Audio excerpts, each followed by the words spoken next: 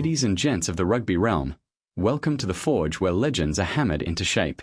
We are talking James Slipper, not born with a silver spoon or a trust fund trespass, but on the sun-baked sands of the Gold Coast, Queensland, in 1989. Yeah, that James Slipper, the kid who grew up dodging waves and dreaming of Wallabies gold while the rest of us were still figuring out how to tie our bootlaces. But hold up, this isn't some fairy tale rise. No, Slipper's story starts in the salt spray, where the ocean roars louder than any crowd, and survival means scrapping for every inch. Imagine a lanky teen at the Southport School, GPS Rugby's Coliseum, where the turf chews up dreams and spits out quitters. Slipper. He captains the side to glory in 2007, a victory that echoes like a war cry. Scouts whisper his name, not for flair, but for that rare beast, a loose-head prop who moves like a flanker. Explosive scrummaging? Check. Breakdown bravery? Double check. But here's the first gut-punch surprise. At 18, he's already turning heads for the Queensland Reds under-20s, but whispers of a dodgy knee, a nagging shadow that could sideline him before he even starts. Fans buzz. Is this prodigy about to fizzle? Cliffhanger alert. He doesn't.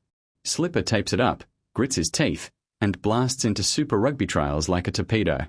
Fast forward to 2008, Reds Academy. The boy's a bull in a china shop of polished pros. Coaches like Link, Jeff Linklater, the old-school enforcer, see the fire, that unteachable hunger. Slipper debuts off the bench against the Waratahs, a Sydney showdown that feels like a street brawl. He wins his first scrum penalty in the dying minutes, the crowd erupts, and suddenly, Queensland's got a cornerstone. But wait, surprise twist. Just as he's inking his first full contract, a brutal pre-season tackle shreds his ACL. 6 months out. The kid who was supposed to anchor the scrum? Wheeling around on crutches, watching mates rack up caps. Heartbreak? Sure. But Slipper. He rebuilds in the gym, emerges meaner, a phoenix with a grudge. By 2010, the Wallabies call. Robbie Deans, the Kiwi tactician with a Wallabies chip on his shoulder, names him for the Fiji test in Suva, a humid hellhole where the heat melts resolve. Slipper's 20, wide-eyed, stepping into the cauldron. The haka. Nah, it's the Fijians' war dance that rattles him first. He packs down, the scrum surges, and boom, first test cap. Australia romps 49-3, but Slipper's quiet post-match, felt like I was drowning, but I held the pillar. Little does he know, that pillar becomes his legacy. Over the next season, he starts against the Lions in the mid-year series, a British and Irish Lions tour warm-up that turns brutal. Ireland edges at 27-19. But Slipper's scrummaging masterclass leaves the tourists' props limping. Whispers grow. This Gold Coaster's the real deal. Enter 2011, Super Rugby glory. The Reds, under Ewan Mackenzie's iron fist, charge to the title. Slipper's the engine, 13 starts, a try against the Crusaders in the final that seals it 18-13. Brisbane's skyline lights up, his player of the match, hoisting the trophy like Excalibur. But here's the cliffhanger that hooks you. As confetti rains, Slipper's phone buzzes. World Cup squad announced. He's in, but as backup to Salisi Marafu. Heart sinks. Weeks out from New Zealand's Eden Park fortress, he's on the plane as the 12th man. The Wallabies stumble through pool play, scrape past South Africa in quarters, 9-6 thriller, then crash 20-6 to the All Blacks in semis. Slipper watches from the bench, fists clenched. I vowed then, he later confesses, I'd never be the spare part again. 2012 dawns with fire.